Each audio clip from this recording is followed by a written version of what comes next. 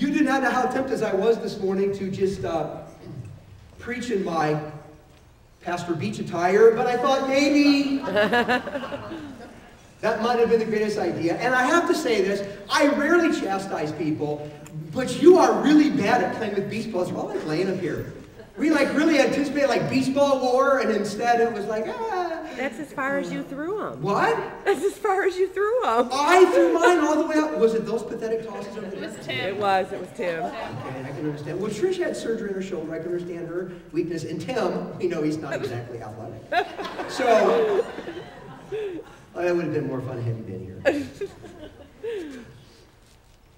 There was a man, very young, very athletic, very outdoor man. His name was Aaron Ralston. And back a number of years ago, he was hiking in Blue John Canyon in southeastern Utah when his entire life changed. He was down in one of the canyons, climbing by himself, an experienced climber, and he was getting on top of a very large boulder and getting one of the last few good handholds there were when the boulder shifted and it pinned his arm against the canyon wall. As it began to move, he tried to pull his arm off, but to no avail. An 800-pound boulder had pinned Aaron to the canyon wall, and there he hung.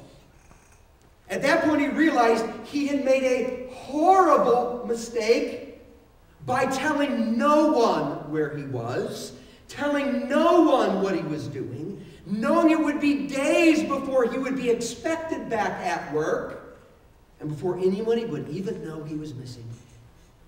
And so he literally hung there, arm pinned by an 800-pound boulder to a canyon wall, and contemplated what on earth to do. He struggled, he pulled, he did everything he could think of to try to extricate his arm from that position, and he could not get it done. And there he hung all day long. And a second day, and a third day. By now, all feeling was gone from his arm, and in his own words, he began to lose all hope of rescue, and he was sure he was going to die. So with his one arm, he reached into his backpack and he pulled out a video camera he had, and he began filming his last words to his family and to his friends.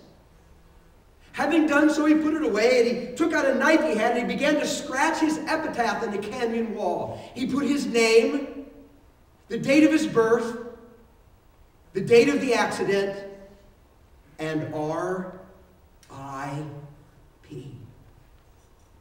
And he hung there a fourth day, and he hung there a fifth day. And at that point, he resigned himself. I'm just going to die.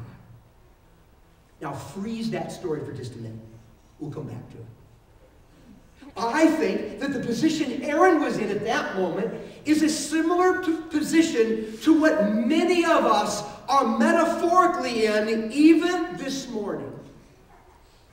It's as though our spiritual arm is pinned by some 800-pound bad habit that we can't get out of.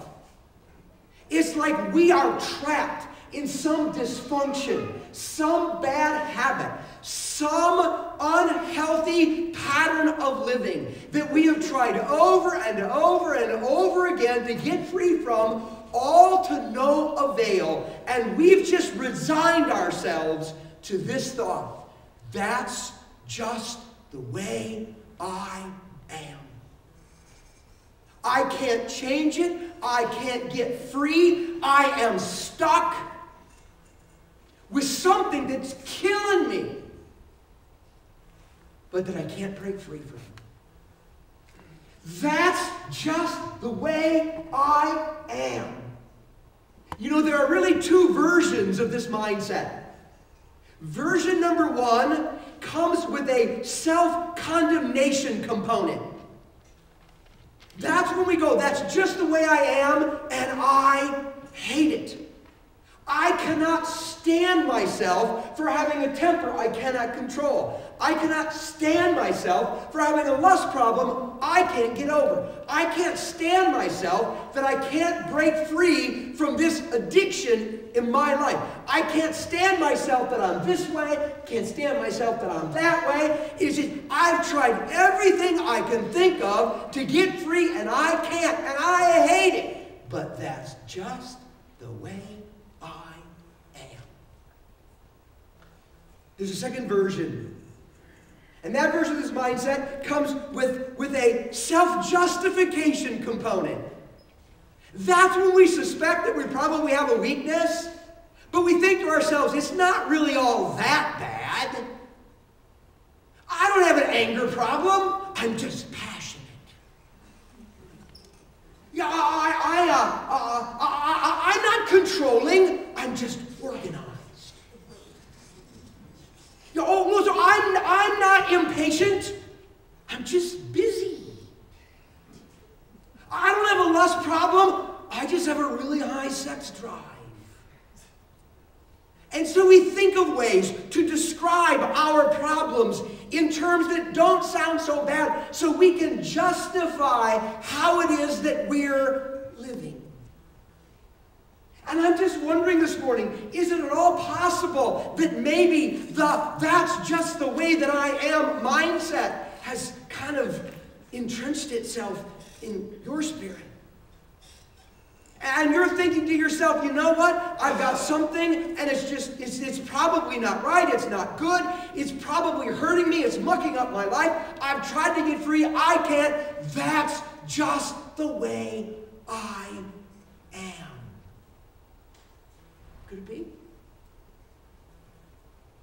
If so, this morning, I want you to know that the thought, that's just the way that I am, is a lie. The reality is you can break free. The reality is you can overcome any bad habit, any dysfunction, any sinful pattern, no matter how long you've had it or how hard you tried in the past to overcome it. You can get free if you're willing to take the radical step of following God's guidance. Let's go back to our friend Aaron, who's been hanging for 5 days, trapped by an 800-pound boulder in the Blue John Canyon of southeastern Utah. On the 6th day, he gets this radical idea. He pulls out his pocket knife and he cuts off his own arm. After cutting it off, he rappels 70 feet with one arm after hanging for 5 full days in this canyon. He rappels some 70 feet to the canyon floor. Once he gets down there, he applies some first aid to his recently amputated shoulder, and he hikes 7 miles to get help.